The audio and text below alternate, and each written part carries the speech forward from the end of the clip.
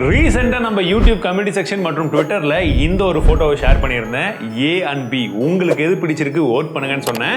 நிறைய பேர் ஏ பி மாத்தி மாத்தி ஓட் பண்ணியிருந்தீங்க ரெண்டு இடத்துலயுமே. ஆனா சர்ப்ரைசிங்கான ஃபேக்ட் என்ன தெரியுமா? ரெண்டுத்தோட பிரைசிங். ஒரு ஸ்மார்ட் போன் 25,000 ரூபாய், இன்னொரு ஸ்மார்ட் போன் வந்து பாத்தீங்கன்னா 1.5 லட்சம் ரூபாய். அந்த 25,000 ரூபாய் ஸ்மார்ட் போன் இந்த Moto Edge 50 Fusion தான். அன்பாக்சிங் முடிச்ச கையோட பிக்கப் பண்ண போயிட்டாங்க கம்பெனிக்காரங்க. நம்ம கிட்ட போனும் இல்ல. நிறைய சூப்பர் டிடி ஹீரோஸ் எல்லாம் என்ன கேட்டுறீங்க, ப்ரோ ரிவ்யூ எப்போ அப்படின்னு சொல்லி வெயிட் பண்ணிட்டு இருக்கோம் இருந்தீங்க.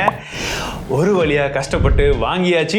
1 வீக் டெஸ்டிங்கும் முடிச்சாச்சு. இதுல நிறைய பிளஸ் இருக்கு, ஆனா நிறைய மைனஸும் இருக்கு. நிறைய பேர் சொல்லாத விஷயத்த நாம சொல்லுவோம். ரொம்பவே லைட் வெயிட்டான ஒரு ஸ்மார்ட் போன், கான்ஃபிடென்ட்டா வெளியில எடுத்துட்டு போக முடியுது. கேஸே இல்லாம கூட தைரியமா யூஸ் பண்ணலாம். ஆனா கேஸை போட்டாதான் பக்குன்னு இருக்கு. ஏன்னா கேஸ் தான் வழுக்கிற மாதிரியே இருக்கு. அதுலயும் பின்பக்கம் இந்த வீகன் லெதர் இருக்குது பாருங்க. பிடிச்செல்லாம் நோண்டி விட்டுருக்காங்க. இது வீகன் லெதர் தானா அப்படின்னு சொல்லி நம்ம டீம்ல வீகன் லெதர் தான் டெஸ்ட் வந்து பண்ணிருக்குது. பட் குவாலிட்டி வந்து பாத்தீங்கன்னா என்ன பிரச்சனைனா, நீங்க யூஸ் பண்ண ஆரம்பிச்சு கேஷுவலா யூஸ் பண்ணும்போது பின்பக்கமா இந்த கலர் ரொம்ப டல்லிஷா இருக்கா, செம்மையா அழுகு வரும். சோத்திரையும் அடி வாங்கியாச்சு, சேத்திரையும் அடி வாங்கியாச்சு. ஒன் ஹேண்ட் யூசேஜ் நல்லாவே இருக்குன்னு சொல்லலாம். ஏன்னா ஃபோன் கொஞ்சம் நேரமாகவும் இருக்கு, லைட் வெயிட்டாகவும் இருக்கு. ஸோ யூஸ் பண்ணுறதுக்கு நீங்கள் சிங்கிள் ஹேண்டில் கன்வீனியன்ட்டாகவே யூஸ் பண்ண முடியும். ஆனால் என்னன்னா இந்த ஃபிங்கர் பிரிண்ட் சென்சர் தான் ரொம்ப கீழே கொடுத்து வச்சிருக்காங்களா. 1 வீக் பழகினதுக்கு அப்புறம் தான் ஓகேடா அப்படின்னு வந்து பழகுச்சு. இப்போ இந்த டிஸ்பிளேவை பாருங்க. இந்த டிஸ்பிளேவை பார்த்தா உங்களுக்கு ஏதாச்சும் தோணுதா? நம்ம 2 வருஷத்துக்கு முன்னாடி இந்த ஓப்போ ரெனோ சீரிஸ்லாம் வந்து பார்த்தோம்ல, அந்த மாதிரி டிஸ்பிளே பார்க்கறதுக்கு அந்த ப்ரீமியம் ஃபீல் கண்டிப்பாக இருக்குல்ல. ப்ரீமியமான டிஸ்பிளே மாதிரி தான் தெரியுது. பட் எல்லாமே நல்லா இருக்கான்னு கேட்டிங்கன்னா வெயிட் டிஸ்பிளே குவாலிட்டி நல்லா தான் இருக்கு. பிரைட்னஸும் இன்டோர்ல அவுட்டோர்லயுமே சூப்பரா இருக்கு. கலர்ஸும் நல்லா இருக்கு. டச் ரெஸ்பான்ஸுமே நல்லா இருக்கு. ஆனா HDR சப்போர்ட் யூடியூப்லயும் இல்ல, நெட்ஃபிளிக்ஸ்லயும் அதையும் கொடுத்துருந்தாங்கன்னா 144 Hz ரெஃப்ரெஷ் ரேட்டோட இந்த டிஸ்பிளே யூஸ் பண்றதுக்கு சும்மா சூப்பரா இருந்திருக்குங்க. என்ன ஒரு 1.5 லட்சம் ரூபாய் இருக்கு. HDR சப்போர்ட் 21 ரூபாய் கொடுத்து HDR சப்போர்ட் கொடுக்க முடியல. என்ன எதுக்கு நீ வாங்க?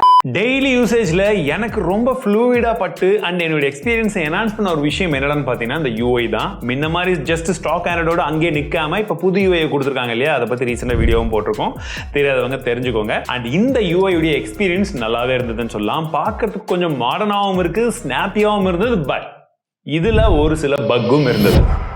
நீங்க அந்த ஆட்டோ பிரைட்னஸ் சென்சர் ஆன் பண்ணி ஆஃப் பண்ணும்போது அந்த ஷார்ட் கட்டிங் இருக்கு, அது நல்லா தான் இருக்குது. பட் அந்த சென்சர் கரெக்டா ஒர்க் ஆகுதான்னா அதுதான் பெரிய டவுட். ஏன்னா மோஸ்ட் ஆஃப் த டைம் அது கரெக்டாகவே ஒர்க் ஆகிறது இல்லை. அண்ட் ஹாப்டிக்ஸை பொறுத்த வரைக்கும் கொஞ்சம் சாஃப்டான ஒரு ஹாப்டிக்ஸ் வந்து கொடுத்துருக்காங்க. bloatwares கிட்டத்தட்ட இல்லை.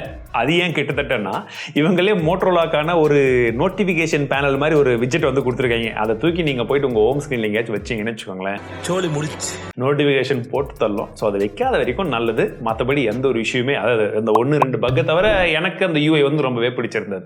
ஒருவேளை உங்களுக்கு பிடிக்காத ஆப் எல்லாம் ஏதாச்சும் இருக்கு, அதை நீங்க அன்இன்ஸ்டால் பண்ணணும்னு நினைச்சீங்கன்னா டேரக்டா அங்கிருந்தே பண்ண முடியாது. நீங்க போயிட்டு ஆப் இன்ஃபோக்கு போயிட்டு உள்ள போய் தான் அன்இன்ஸ்டால் பண்ணணும். அண்ட் உங்களுக்கு வந்து பாத்தீங்கன்னா இந்த ஸ்கிரீன்ஷாட்லாம் இன்ஸ்டாகிராம்ல நீங்க அடிக்கடிலாம் இந்த சாட்ஸ்லாம் எடுப்பீங்க அப்படின்னு நினைச்சீங்கன்னா இதில் எடுக்கும்போது எனக்கு மட்டும் அப்படியே பிளாக்கா வருது. அது பக்கா இல்ல ஃபீச்சரா அப்படின்றது எனக்கு தெரியல. இஃப் இன்கேஸ் மோட்டோ யூசர்ஸ் யாராச்சும் இந்த மாதிரி ஃபேஸ் பண்ணிருந்தீங்கன்னா கமெண்ட்ஸ்ல சொல்லுங்க, நானும் தெரிஞ்சுக்கிறேன். இன்னொரு விஷயத்தை நாங்கள் நோட்டீஸ் பண்ணதுன்னு பார்த்தீங்கன்னா இந்த ஆக்சிடென்ட் டச்சஸ் அவாய்ட் பண்றதுக்கு இந்த சைட்லலாம் பாருங்க. இப்போ நான் ஸ்வைப் பண்ணா உடனே அது வந்து ரெஸ்பான்ஸ் ஆகாது. இந்த மூலையிலேருந்து நான் பண்ணனா ஒரு செகண்ட் எடுத்து அது மிஸ்டச்சா இல்லை உண்மையாகவே வந்து யூஸ் பண்ணுறோமான்றதை பொறுத்து தான் அது வந்து வருது. டே பை டே அது யூஸ் பண்ணும்போது எனக்கு ஓகே ஃபைன், அது நல்லா பண்ணியிருக்காங்களேன்னு ஒரு ஃபீல் ஆச்சு. 5000 mAh பேட்டரியை சார்ஜ் பண்ணுறதுக்கு 68 வாட் சார்ஜரில் நம்ம யூஸ் பண்ணும்போது நமக்கு 0 to 50 அப்படின்றது வந்து பார்த்தீங்கன்னா அப்ராக்சிமேட்லி 15 minutes ஆகுது. 100% சார்ஜ் பண்ணுறதுக்கு வந்து பார்த்தீங்கன்னா நமக்கு 50 நிமிஷம் ஆகுது. பட் யூசேஜை பொறுத்த வரைக்கும் நம்ம ஏற்கனவே ஸ்க்ரீன் ஆன் டைம் வந்து ட்விட்டரில் வந்து ஷேர் பண்ணியிருந்தேன். நிறைய பேர் கிட்டத்தட்ட கெஸ் பண்ண மாதிரி தான் இருந்தது. எஸ், அது இந்த ஃபோனுக்கு தான். பேட்டரி லைஃபை பொறுத்த வரைக்கும் நல்லாவே இருக்குங்க. ஒரு 5000 mAh பேட்டரியா இந்த UI-ல அதுக்கு இன்னொரு விஷயமும் இருக்கு. ஏன்னா ப்ராசஸர் பெர்ஃபார்மன்ஸ் வந்து கம்மி தான் இல்லையா, அதனால தான் அதை பத்தியும் சொல்றேன். ஏன்னா பேட்டரியை பொறுத்த வரைக்கும் ஒன் டே நீங்க தாராளமா யூஸ் பண்ணலாம், பிரச்சனை இல்லை. இப்போ அந்த ப்ராசஸரை பத்தி சொல்லணும்னா இதுல ரொம்பவே பவர்ஃபுல்லான வேற லெவல் அப்படின்லாம் எதிர்பார்க்காத, நீங்க நார்மலா மாடரேட்டா யூஸ் பண்ணக்கூடிய ஒரு ப்ராசஸர் வந்து கொடுத்துருக்காங்க. Snapdragon 7S Gen 2 அப்படின்னு சொல்லக்கூடிய ப்ராசஸர். 100 ஸ்கோர்ல இருந்து மற்ற எல்லா விஷயங்களும் ஓரளவுக்கு வந்து உங்களுக்கு நார்மலா தான் வந்திருக்கும். பட் ரொம்பவே ஒரு ஸ்டேபிளான ஒரு ப்ராசஸர் மாதிரி தான் தெரிஞ்சது. பவர் எஃபிஷியன்டாகவும் இருந்ததுன்னு சொல்லலாம். என்னன்னா கேமிங்காக அடிச்சு துவைக்க முடியுமானா அதை ரொம்ப பெருசா எதிர்பார்க்காதீங்க. இருந்தாலும் ஒவ்வொரு கேமிங்லயுமே என்னென்ன கிராபிக்ஸ் செட்டிங்ஸ்ல வருதுன்றதை நீங்க ஸ்கிரீன்ல பாருங்க. சோ அதுல நம்ம கண்டினியூஸா கேம் விளையாடும் போது ஹீட்டிங் இருக்கான்னு கேட்டீங்கன்னா கண்டிப்பா இல்லைங்க. 40, 41, மேக்ஸிமம் 42 அவ்வளவுதான். இப்போ முக்கியமான விஷயத்துக்கு வருவோம். அந்த கேமரா நம்ம ஆரம்பத்தில் காமிச்சோம்ல AB, இந்த கேமரா எதுன்னு உங்களுக்கு தெரியலையா? இதோ பாத்துக்கோங்க. நீங்க எதை செலக்ட் பண்ணீங்க? ஏவா இல்ல பியா? கரெக்டா 25,000 ரூபாய் போனை செலக்ட் பண்ணீங்களா இல்ல 1.5 லட்சம் ரூபாய் போனை செலக்ட் பண்ணீங்களா?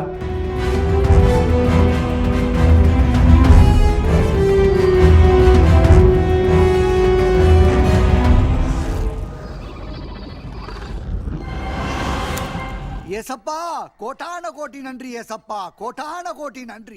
இந்த பூவெல்லாம் பார்த்து அடடா இத்தனை நாள் இந்த பூ எங்க வீட்லயே இருந்துச்சு அப்படின்னு டவுட் வர அளவுக்கு இந்த போட்டோஸ் எல்லாம் வந்து இருக்கும். இந்த பூ வந்து பாத்தீங்கன்னா அந்த அளவுக்கு இருக்குங்க.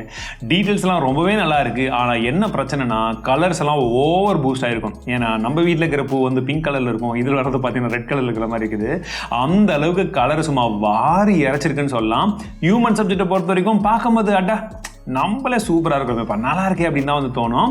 ஆனால் நார்மல் ஃபோட்டோ எடுக்கும் போது பின்பக்கமாக வந்து பார்த்தீங்கன்னா அந்த ஹியூ சேச்சுரேஷன் எல்லாமே கம்ப்ளீட்லி அந்த ஸ்கின் டோனு பேக்ரவுண்டில் இருக்கிற அந்த செடி கலர்லேருந்து எல்லாத்தையுமே சும்மா அடித்து துவம்சம் பண்ணியிருக்குங்க.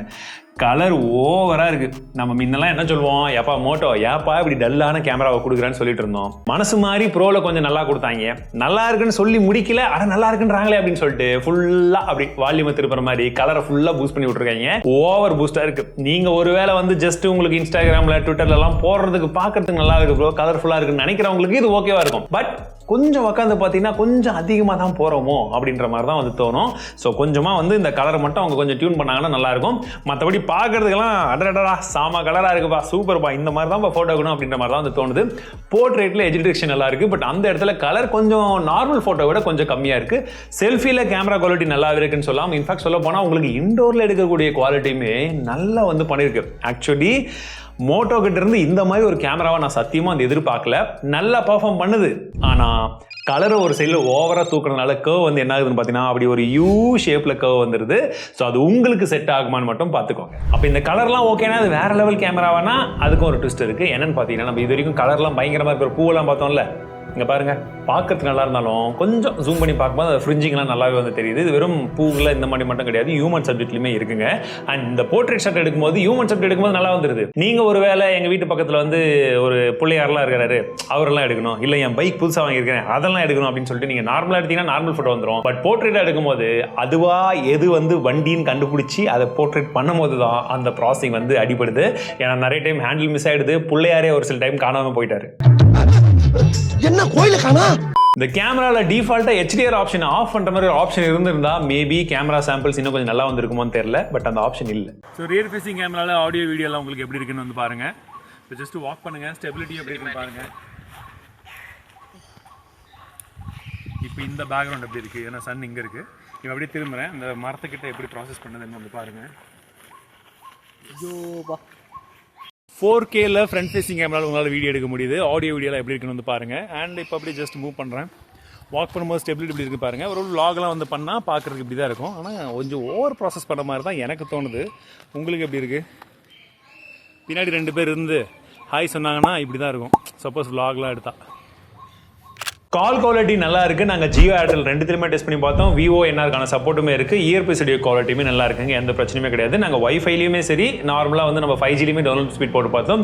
அதுவுமே ஓரளவுக்கு டீசென்ட் ஸ்பீட் வந்து வருது, பிரச்சனை இல்லை. என்னை பொறுத்த வரைக்கும் 25,000 பட்ஜெட்டில் நம்ம ஒரு லிஸ்ட் எடுத்தோம்னா கண்டிப்பாக டாப் 3ல இன்னைக்கு தேதியில் இந்த மொபைல் வரும். மற்றபடி இதில் இருக்கக்கூடிய ப்ளஸ் மைனஸ் உங்களுக்கு செட் ஆகுமான்னு பார்த்துட்டு நீங்கள் தேர்ந்தெடுங்க. ஏன்னா ஒரு ஃபோன் வாங்குறது வாங்காது உங்கள் காசு போட்டு நீங்கள் வாங்குறீங்க. பட் அது கரெக்டான டிசிஷன் உங்களை எடுக்க வைக்கிறது தான் என்னுடைய வேலை.